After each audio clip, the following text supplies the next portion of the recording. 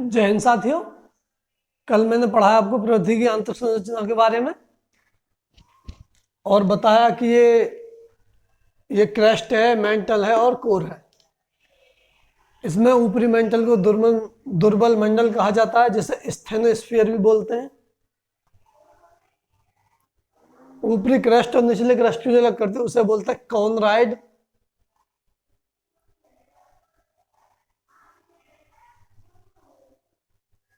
कॉनराइड discontinuity. ऊपरी mental और निचले क्रस्ट को जो अलग करती है उसे मोहो डिस्कंटिन्यूटी। ऊपरी मेंटल और आंतरिक मेंटल को जो अलग करती है उसे रेपेटी। आंतरिक मेंटल और बाह्य कोर को जो अलग करते गुटनबर्ग। और बाह्य कोर और आंतरिक कोर को जो अलग करते हैं उसे लेहमन डिस्कंटिन्यूटी कहते हैं। आज मैं एक तो इनकी ट्रिक बता दूंगा आपको, क्योंकि ये लगता है कठिन है याद करना, तो इनकी मैं ट्रिक बना दी है कोरोनाइट की, मोहो, रेपिटी, गुटनबर्ग और लेहमन के लिए। ये ट्रिक बताऊंगा।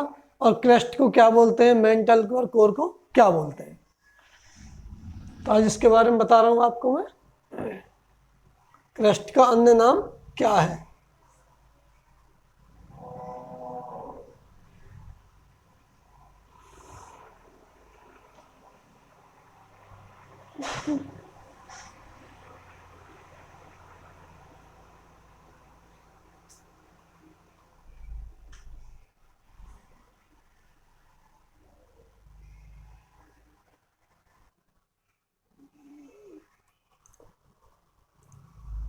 ये यहां से यहां तक है मेंटल।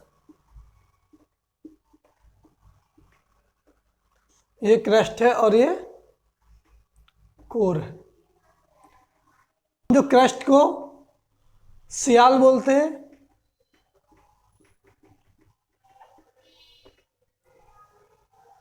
मेंटल को सीमा,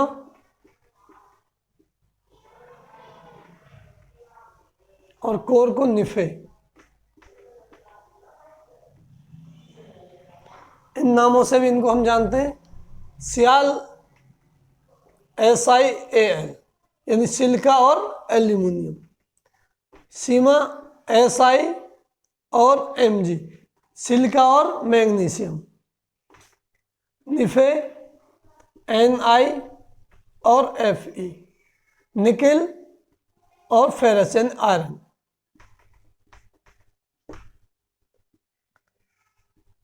निकेल और आयरन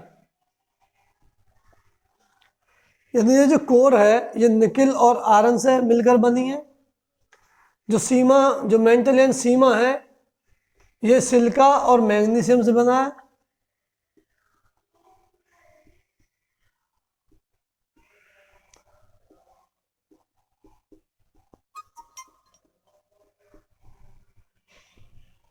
सिलिका और मैग्नीशियम से बना है। और जो सियाल है ये सिलिका और एल्यूमिनियम से बना है। सिलिका और एल्यूमिनियम।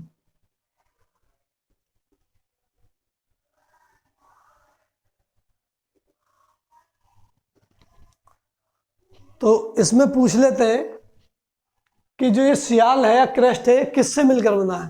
तो ये बना है सिलिका एल्यूमिनियम से। मेंटल किससे बना है? सिलिका और मैग्नीशियम से। और जो निफे यानी जो कोर बनी है वो निकेल और आयरन से मिलकर बनी है। जो डिस्कंटिन्यूटी है मैंने उसके लिए आपके लिए एक ट्रिक बनाई है, जिससे कि आपको आसान रहेगा याद करना।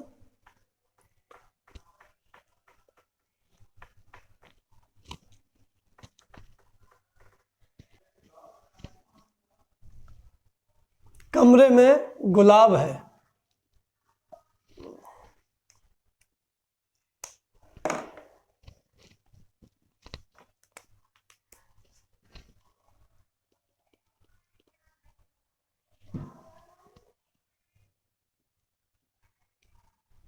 कमरे में गुलाब। ये ट्रिक है डिस्कंटिन्यूटी को याद करने की। तो कैसे क्या है? कॉनराइड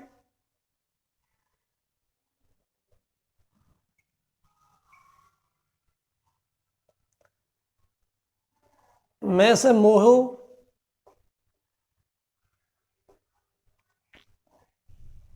रह से रैपिटी,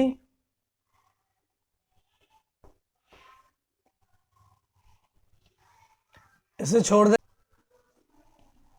गुटेनबर्ग,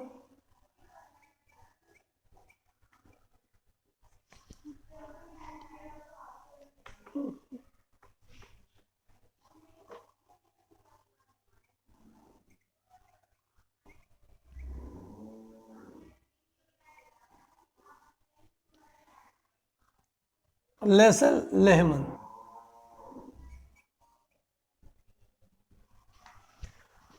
तो ये मैंने बताया था कल आपको कि ये कॉनराड डिस्कंटिन्यूटी है, मोह डिस्कंटिन्यूटी और ये सब इनके बारे में। तो ये जो कॉनराड डिस्कंटिन्यूटी है, ये जो अलग करती है, ये ऊपरी क्रस्ट और निचले क्रस्ट को अलग करती है। मोह जो करती है निचला क्रस्ट और ऊपरी मेंटल को अलग करती है। रैपिटी ऊपरी मेंटल और आंतरिक मेंटल को अलग करती है।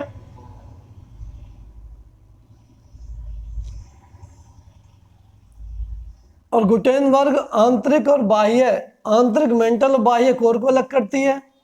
और जो लेहमन डिस्कंटिन्यूटी है वो बाह्य कोर और आंतरिक कोर को अलग करती है। अभी जो मैंने बताया कमरे में गुलाब, ये ट्रिक बता दी, और क्रस्ट को किस नाम से जानते हैं, मेंटल को किस नाम से जानते हैं, और कोर को किस नाम से जानते हैं, ये बताया। अब जो मैं बताऊंगा इनके एक एक नाम और है, वो है किलोमीटर की दूरी के हिसाब से, वो बताऊंगा।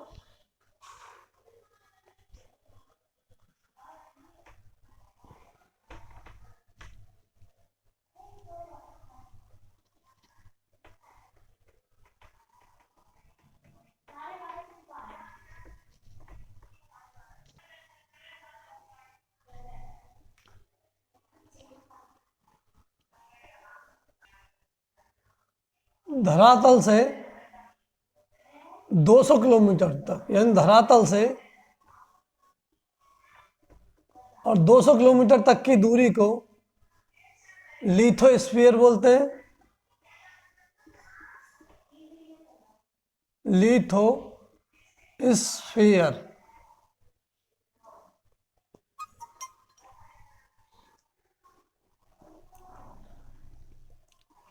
और 200 से 400 किलोमीटर की जो दूरी को, 200 से 400, जो कि मैंने बताया था, इसे हम क्या बोलते हैं, स्थेनोस्फीयर।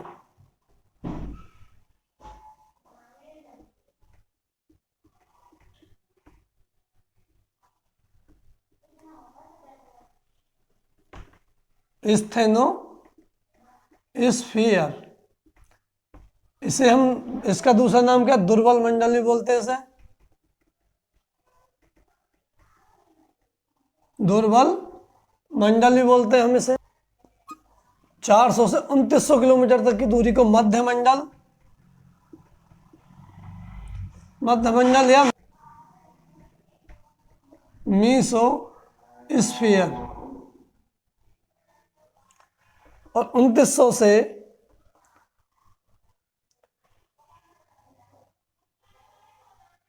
6371 किलोमीटर तक की दूरी को, 2900 से 6371 किलोमीटर दूरी को बेरिस्फीयर।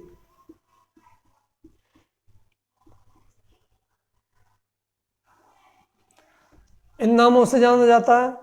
कभी कभी पेपर में पूछ लिया जाता है कि लिथोस्फीयर किसे कहते हैं, कौन, तो ऑप्शन दे, धरातल से 200 किलोमीटर तक की दूरी को या 400 से 2900, तो हम बताएंगे धरातल से 200 किलोमीटर तक की दूरी को लिथोस्फीयर कहते हैं। इसी प्रकार 2900 से 6371 किलोमीटर तक की दूरी को बेरिस्फीयर के नाम से जानते हैं। तो वीडियो अच्छी लगे तो लाइक करना, शेयर करना और चैनल को सब्सक्राइब करना। जय हिंद साथी।